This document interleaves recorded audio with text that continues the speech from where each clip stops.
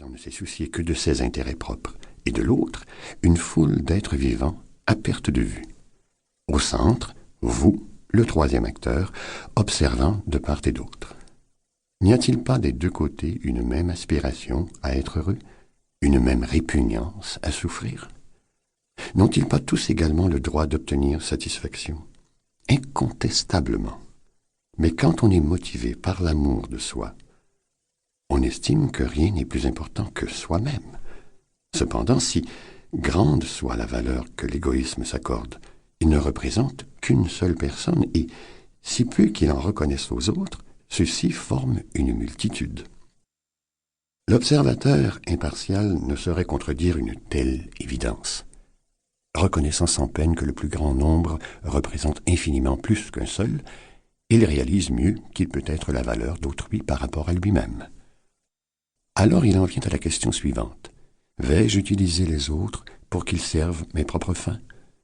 Tous au profit d'un seul ne serait pas équitable. Et même si c'était possible, cela ne suffirait pas à me rendre heureux. Et si je faisais de moi l'instrument de leur bonheur? Il est juste de mettre ses capacités et le meilleur de soi au service de tous. C'est une source de grande joie. Si vous persévérez dans cette attitude, avec cette logique de pensée, vous verrez que la compassion, l'amour d'autrui iront croissant. Vous pourrez même l'étendre à vos ennemis, ce que l'attachement rend d'ordinaire impossible. Car pour vos proches, vos parents, vos enfants, vous éprouvez sans nul doute de l'amour. Mais c'est parce qu'il s'agit de votre mère, de votre père, de vos enfants, que vous les chérissez. Quand l'amour est lié à l'attachement, on est incapable d'aimer ceux qui se montrent hostiles à notre égard. Nous sommes alors encore trop attachés à notre intérêt personnel. Tout autre est le sentiment né de la claire reconnaissance de ce que représente la vie, sous toutes ses formes, de ce qui lui est dû. À partir de là, l'amour est assez vaste pour n'exclure personne, pas même l'ennemi. Dans cette progression, il est indispensable de développer la tolérance et la patience. Et qui, sinon l'ennemi, peut nous donner l'occasion d'en faire preuve? Nos parents, nos maîtres. Ils ne sont pas les mieux placés pour cela. Notre adversaire, lui, réussit à nous l'inculquer. Accordons-lui ce mérite. En la matière, il n'est pas le meilleur maître. L'ami, le maître le plus remarquable sont de loin moins empressés. À maintes reprises, j'ai pu constater que les périodes les plus pénibles de l'existence sont aussi les plus enrichissantes, tant en connaissance qu'en expérience. Aussi longtemps que la vie ne nous malmène pas, la progression est aisée, tout en douceur, et c'est parfait. Mais que viennent les mauvais jours, et l'on tombe dans le désespoir et la dépression. Pourtant, c'est justement dans l'adversité que l'occasion nous est donnée d'apprendre. C'est alors que se forge la force intérieure, la détermination, le courage pour affronter l'épreuve.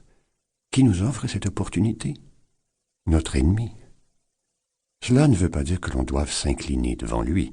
En fait, suivant les procédés qu'il emploie, on peut être amené à une épreuve de force. Mais tout au fond de soi, on ne doit ni perdre son calme, ni oublier la compassion. C'est tout à fait possible. Vous pensez peut-être, là, le Dalai Lama exagère. Nullement.